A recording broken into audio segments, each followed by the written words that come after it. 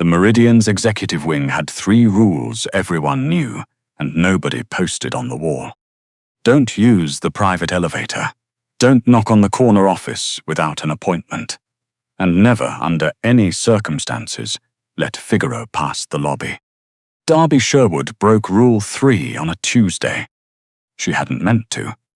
But Figaro, 17 pounds of ancient grey-striped tabby, with one cloudy eye and the moral compass of a burglar, had somehow gotten hold of the flash drive she needed. The one with the Q3 accounts she'd spent 4 days auditing. He'd knocked it off her desk, batted it down the hall like a hockey puck, and disappeared through a door that should have been locked.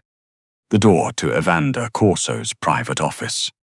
Darby stood in the hallway for exactly 3 seconds weighing her options.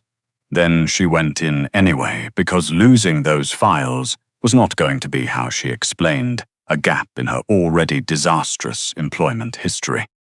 The room was large, dark-paneled, and very, very quiet. 5 men she'd never seen before stood near the windows. 2 more flanked the door she'd just walked through. Behind the desk sat a man she recognized from exactly one photograph in the hotel's internal directory, the kind of photo that made you want to straighten up in your chair just looking at it. Evander Corso. 40 years old, according to the staff files. Looked older in authority, younger in the jaw, black suit, no tie, eyes the color of deep water, currently fixed on her like she'd teleported in from another dimension. Figaro was sitting in Evander's leather chair. The flash drive was under his desk. Darby did what any reasonable person would do in that situation. She smiled at the room, crossed to the desk, crouched down, and retrieved the drive from beside a chair leg, while 6 armed men watched in absolute silence. Then she scooped up the cat. Figaro settled over her shoulder like a fur stole and began purring. She was halfway to the door when she realized she was wearing Evander Corso's reading glasses. She'd grabbed them off the desk by reflex. They were on her face. She had no memory of putting them on. Darby turned around. The entire room was staring at her. She looked at the cat. Then at the glasses. Then at Evander Corso, who was leaning back in his chair with an expression she couldn't quite read, because nobody had warned her. The man's face came in any setting other than blank. "I owe you a pair of glasses," she said, "and an explanation, possibly in that order." Silence. Figaro head-butted her chin. "You and I," Darby told the cat quietly, "are going to have a very long conversation about property rights." Evander Corso laughed. It wasn't loud, it wasn't long, but it was real, startled out of him, clearly against his will, like a sound his body had decided to make before his brain could interfere. The man nearest the windows actually flinched.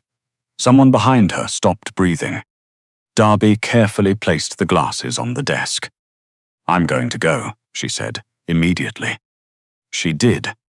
The hallway outside seemed to inhale when the door closed behind her.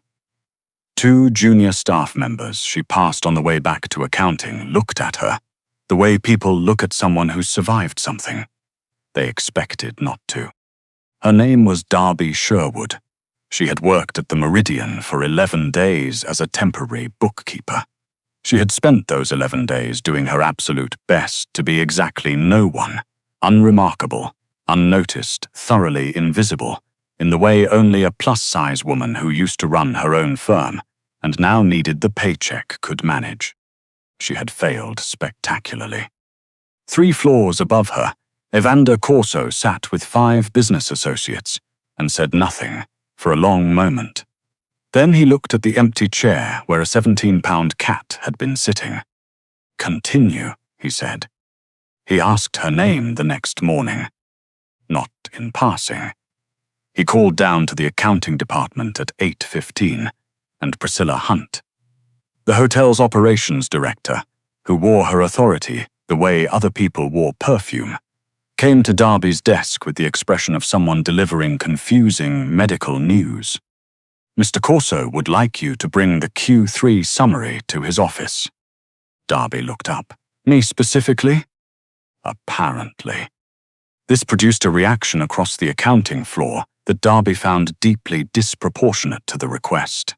Two analysts exchanged a glance. A senior clerk quietly set down his coffee. Priscilla's smile stayed perfectly in place, which somehow made everything worse. Darby gathered the files and knocked on the corner office door. Come in. He was at his desk, this time alone. Figaro was nowhere in evidence. Darby placed the Q3 summary on the desk and waited. Evander Corso looked at the file, then at her. Your name? Darby Sherwood, temporary accounts staff, level 4. I didn't ask for your title. Darby stopped. Right, Darby Sherwood. He held her gaze for a moment. The kind of moment that felt longer than it was. Then looked back at the file and turned a page. There's an error on page 9. Darby blinked. There isn't. The room got very quiet. The variance in column D, he said. That's not an error. The October figures include a write-off from the previous quarter that was originally logged as revenue. If you look at the attached note on page 14, you can see. She stopped herself. He was already on page 14. A pause. You're right, Evander said. 3 words. Quiet, unremarkable. Darby got the impression he didn't say them often.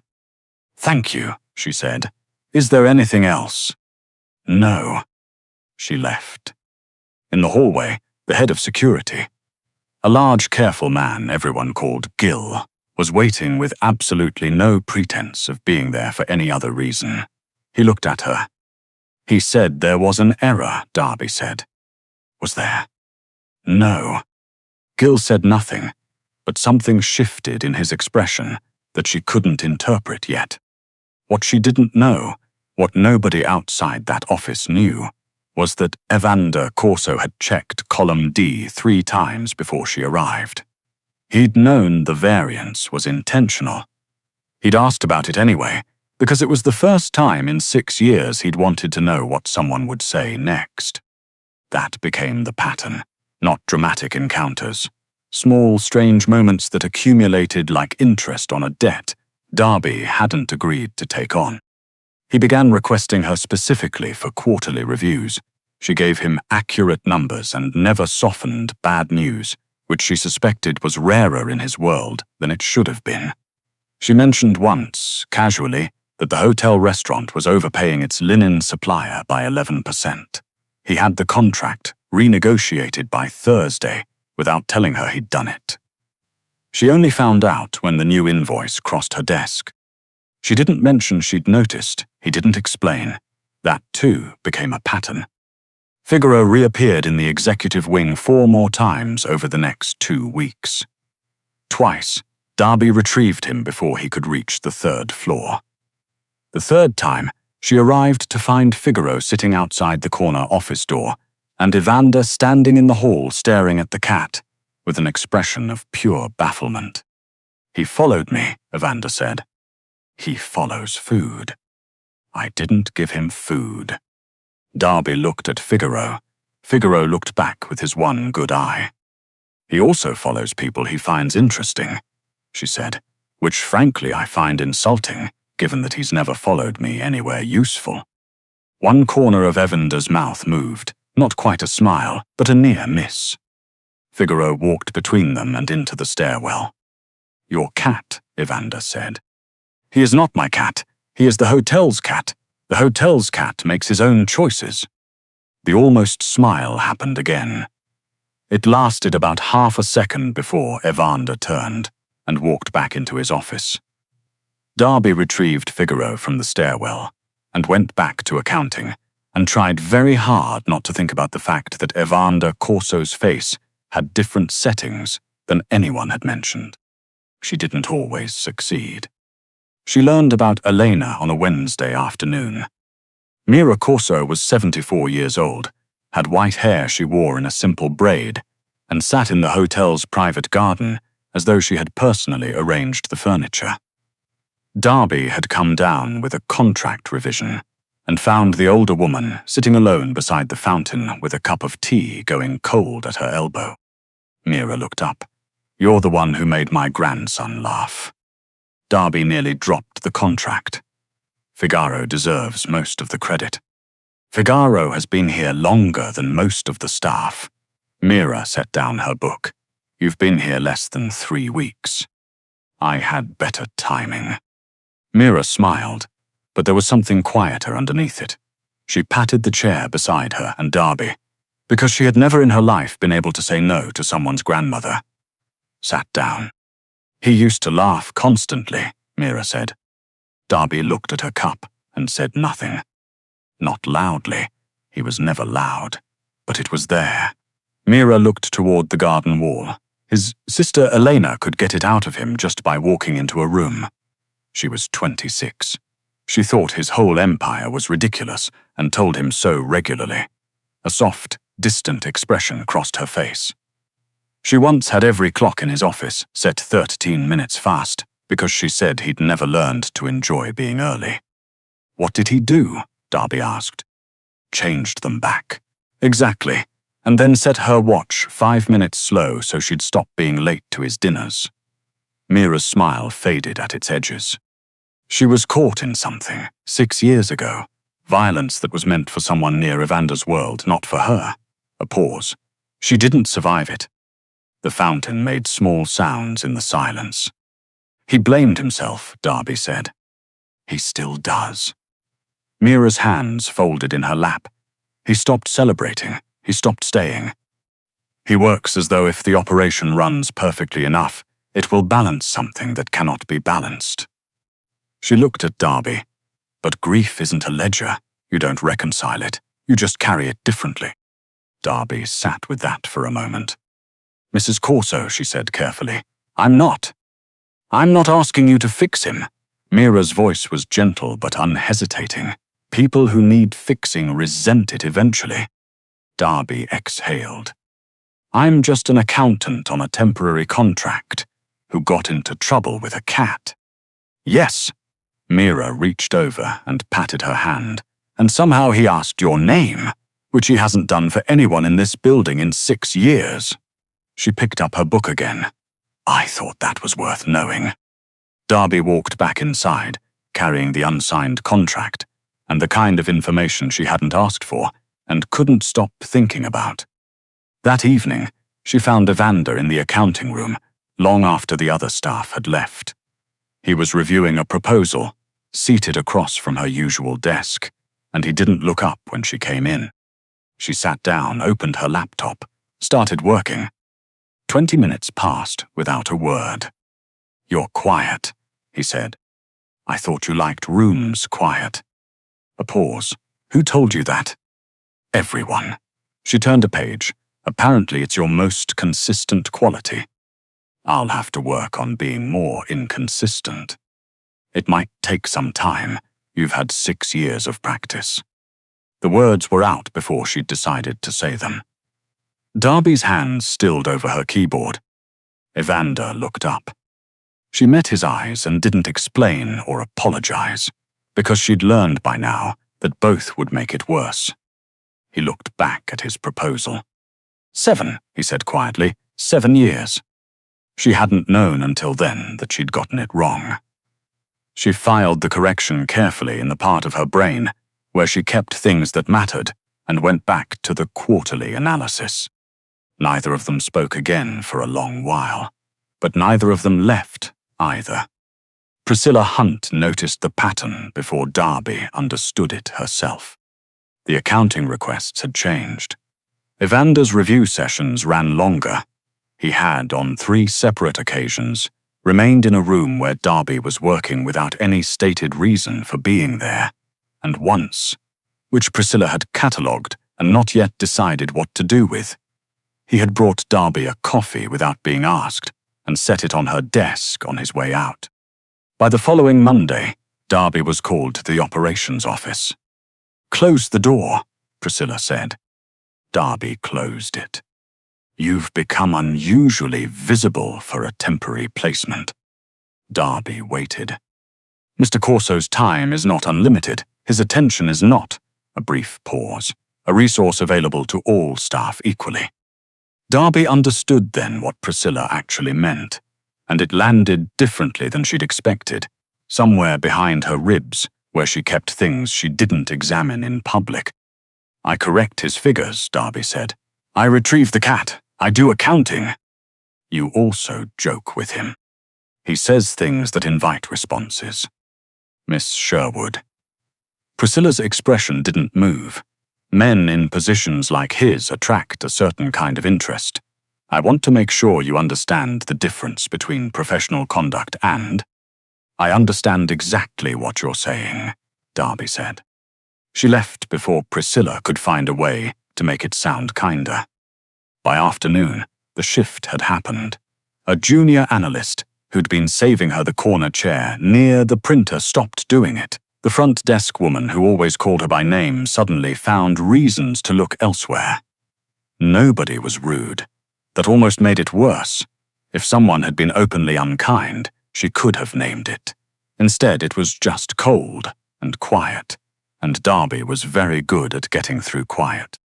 She worked later. She helped the front desk cover for a sick colleague without being asked. She laughed less, which nobody mentioned but everyone noticed. Evander noticed. The next morning, she brought his Q4 projections and placed them on his desk with a precise professional. "Mr. Corso, your projections for review." He looked up. The absence of her usual commentary sat in the room like a missing word in a sentence. "Darby," he said. She stopped. "Has something happened?" "No. Too fast." She knew it was too fast. "I'm practicing professionalism." "You were already professional." "I was apparently also some other things." He went very still.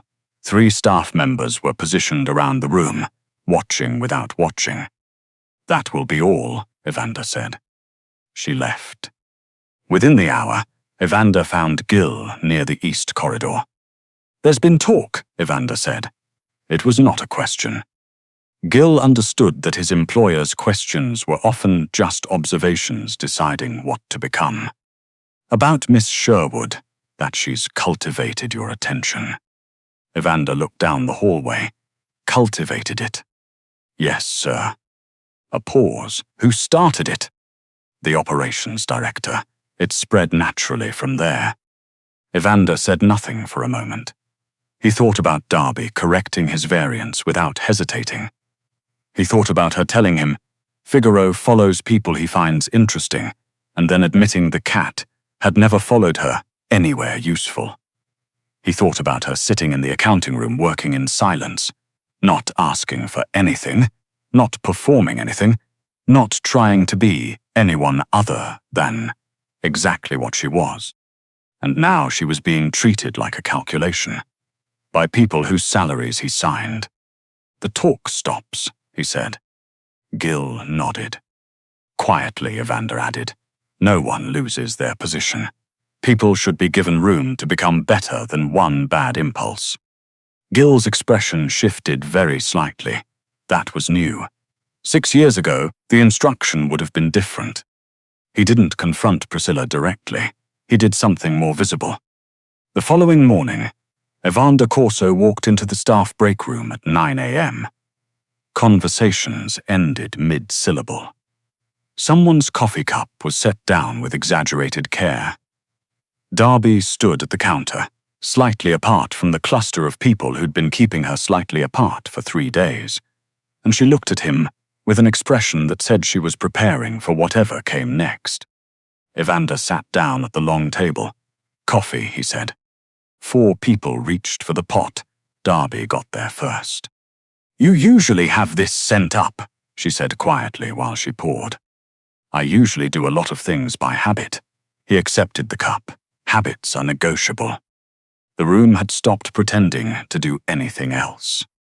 Darby looked around at the collective staff and said, in the most level voice she had, "This is what personal growth looks like, everyone. Take notes." A sound came from the corner. One of the analysts was turning a laugh into a cough. Evander looked at him. The analyst became suddenly very interested in his toast. But Evander didn't reprimand him. He stayed for 22 minutes. He did not explain why. Nobody asked. After he left, Priscilla did not say another word about Darby's visibility. The threat came not from inside, but from the edges, which, Darby later reflected, was usually how the worst things arrived. A mid-level operations manager named Caldwell had been quietly skimming from the hotel's supplier accounts for 8 months before Darby noticed the pattern. It was a small variance, the kind most auditors flagged and forgot. She sat with it for 2 days before she was certain. Then she made the mistake of being certain near the wrong person. Someone who'd been covering for Caldwell and didn't realize she already had the evidence. She was crossing the service corridor on a Thursday evening with a folder of reconciled accounts when he found her. He wasn't threatening at first, just blocking her path with the kind of stillness that meant he'd thought about this before he arrived. "You're new here," he said. 11 weeks, Darby said, but I've been good at math a lot longer. Those files have already been photographed and sent to 3 separate backups. She hadn't done this yet, but her voice didn't tell him that. So taking the folder would just be exercise. He grabbed her arm. She threw the folder. It wasn't graceful. Papers went everywhere, which she'd half intended.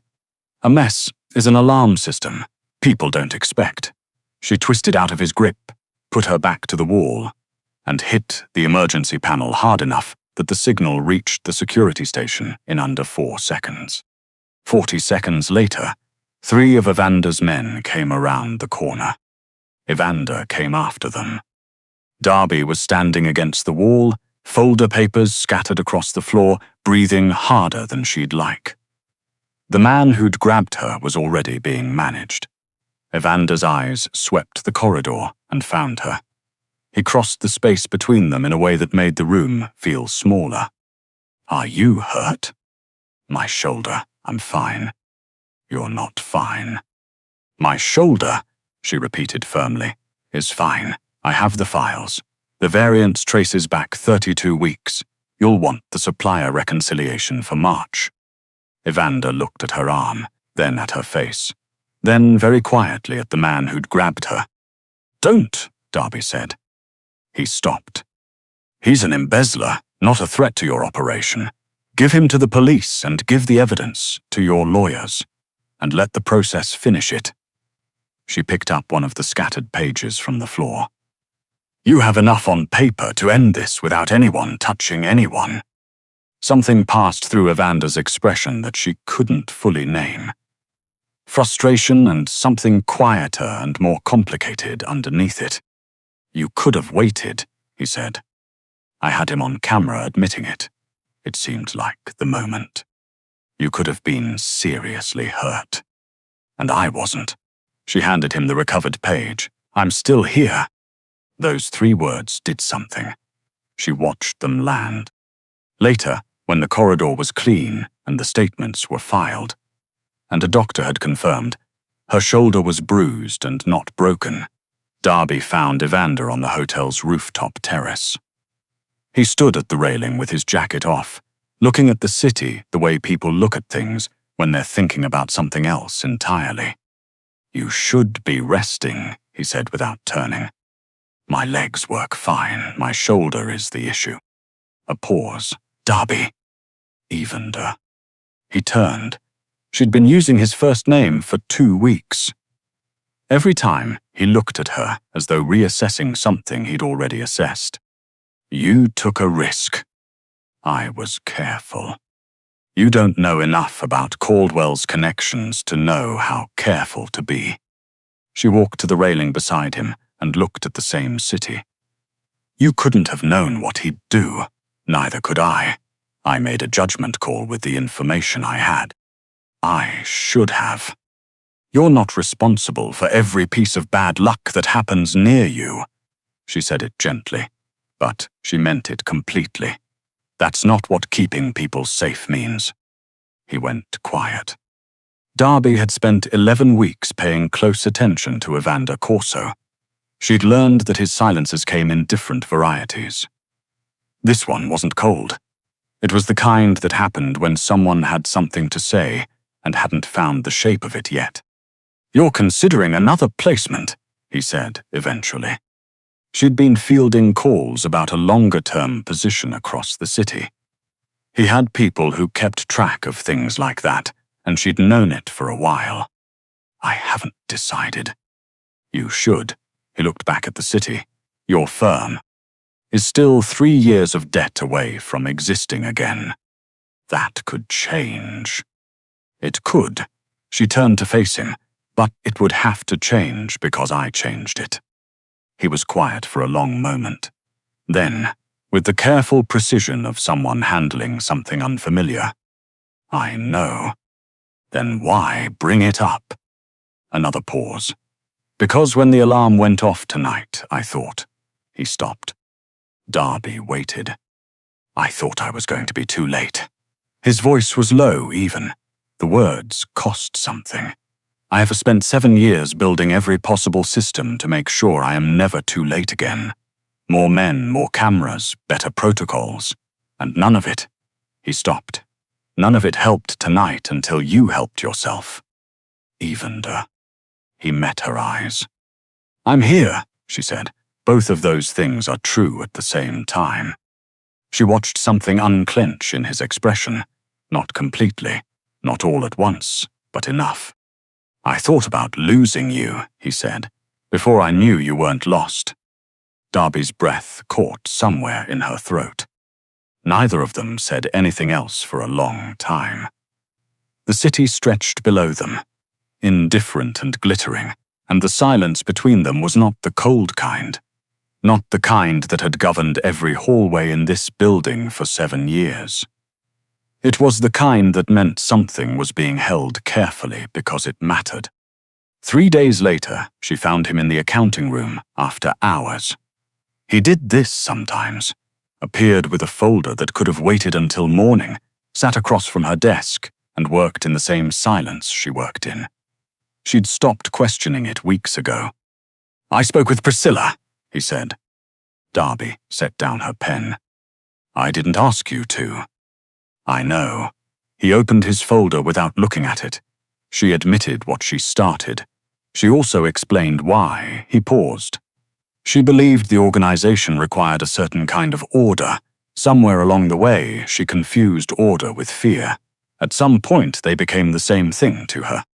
"That sounds familiar," Darby said. His eyes returned to hers. She immediately did not regret anything. "She stays," Evander said, "under different conditions. She's apologized to the staff. And to me. And to you." She leaned back in her chair. "You could have let her go. People should be given room to become better than one bad decision." He turned a page he hadn't read. "She ran this hotel well for 11 years before she let fear make her stupid. That deserves something." Darby stared at him for a moment. "That was an emotionally intelligent thing to say," she told him. "I'm not prepared for it." "Quietly," he suggested. "First time for everything." One corner of his mouth moved. Not the almost smile she'd catalogued over 3 months, but something easier, more settled. "Darby," he said. "Yes." "Are you leaving?" She looked at the files on her desk, the stack that had grown into something permanent-looking while she wasn't paying attention. The coffee mug, with the hotel's logo that lived in her corner now, instead of the supply cabinet. "My contract ends in 3 weeks," she said. "I know. I still have debt. I know that too. You had me looked into. I have everyone looked into." "That's a very mob boss answer." He said nothing for a moment. Then, "I could cover the debt tonight." She held very still. "I'm not going to." Something in her chest relaxed. "Because it wouldn't give you your firm back," he continued. "It would just be another thing that happened to you instead of something you built." He closed the folder. I know what that firm meant. Paying it off without being asked would take another decision away from you. And you've had enough things taken. Darby looked at this man who was feared by people she'd never meet, who ran his world like a machine, who hadn't laughed for 7 years until a cat stole her flash drive, and she ended up in his office wearing his reading glasses. "What do you want?" she asked. He stood and walked to the window. The city ran in a line of lights below. "When you're not here," he said carefully, I notice. I notice when no one corrects my figures. I notice when there's no one in this room working across from me at 8 o'clock at night." He paused. "I notice when I haven't heard anyone in this building laugh." Darby stood. "For 7 years I made sure I noticed nothing that could be taken away." His voice stayed level. "It turned out that's not the same as being safe. It's just smaller." She crossed the room. She stopped in front of him, and he looked at her the way he looked at problems he intended to solve. Steadily, and without pretending they weren't there. "I love you," he said. No performance, no build-up. Just the truth offered the way he offered everything, completely without decoration. Darby looked at him for a long moment. "You know," she said, "most people start with dinner. I've been having breakfast with you for 2 months. That was Figaro's doing." "Figaro," Evander said, "has excellent judgment." She laughed. He smiled. A real one, unhurried, the kind that reached his eyes and stayed there. "I love you too," she said. "You're aware I'm going to keep correcting your arithmetic. I assumed that was included. And I'm rebuilding the firm on my own. I wouldn't want it any other way." She stepped closer. He reached for her hand, stopped, the question clear in the gesture. She answered by placing her hand in his. A crash came from the doorway. Figaro stood in the entrance with Evander's reading glasses in his mouth, one lens swinging, looking entirely pleased with himself. Darby stared at him. "Absolutely not," she said. The glasses were recovered. Figaro was not particularly sorry. Evander laughed again, easier this time, unguarded, and somewhere down the corridor. 2 junior staff heard it, and exchanged a look that said something they would never quite be able to explain, but understood perfectly between themselves. 1 year later, the Meridian Hotel smelled like cinnamon. This was Darby's doing. She'd started bringing pastries from the bakery 2 blocks over on Fridays, which had become Thursdays, which had become a standing order delivered to the staff kitchen every morning. Evander had vetoed nothing. He had, in fact, placed his own separate order for the same bakery's almond croissants, which he ate at his desk and declined to discuss. The Sherwood accounting group occupied a small office on the building's 4th floor. 3 doors down from the elevator Darby still wasn't technically supposed to use and used every day. Evander had not interfered with a single aspect of the firm's setup. He had, on opening day, sent a fruit basket of such extravagant proportions that it occupied half that said only, "And accurate numbers. Accurate numbers." She'd accused him of trying to distort her client intake figures. He'd said he was a satisfied client. She'd pointed out he wasn't a client yet. He'd had his accountants send over 17 years of hotel records by end of business that afternoon. She'd eventually stopped arguing. Mira Corso's birthday fell on a Saturday in October. The hotel's private dining room, which had hosted exactly 4 social events in 7 years, hosted 1 more. It was louder than anyone expected, and exactly as chaotic as Figaro could make it, which turned out to ribbon from Sidrable. The cat had acquired through every room and with the focused energy of a creature who understood occasion and fated. Evander sat at the long table and laughed at something Mira said, and didn't notice the room noticing. He'd stopped noticing the room noticing months ago. A young server standing near the door watched him and turned to Mira quietly. Was Mr. Corso always like this? Mira followed his gaze. Evander was listening to Darby explain something to Gil with the kind of attention he gave everything, completely, without reservation, and smiling at whatever she said. No, Mira said. The server waited. He forgot how to be. She folded her napkin in her lap, and then someone walked into his office unannounced, said something completely unreasonable to a room full of dangerous men, and reminded him. Across the room, Figaro appeared on the table. Darby pointed at him, not the food. The cat sat down directly in front of the bread basket. Figaro, Evander said. The cat looked at him with one cloudy eye. Off the table. Figaro did not move. Darby patted her shoulder. Figaro stepped off the table, walked the length of it, and draped himself over her like he'd invented the concept.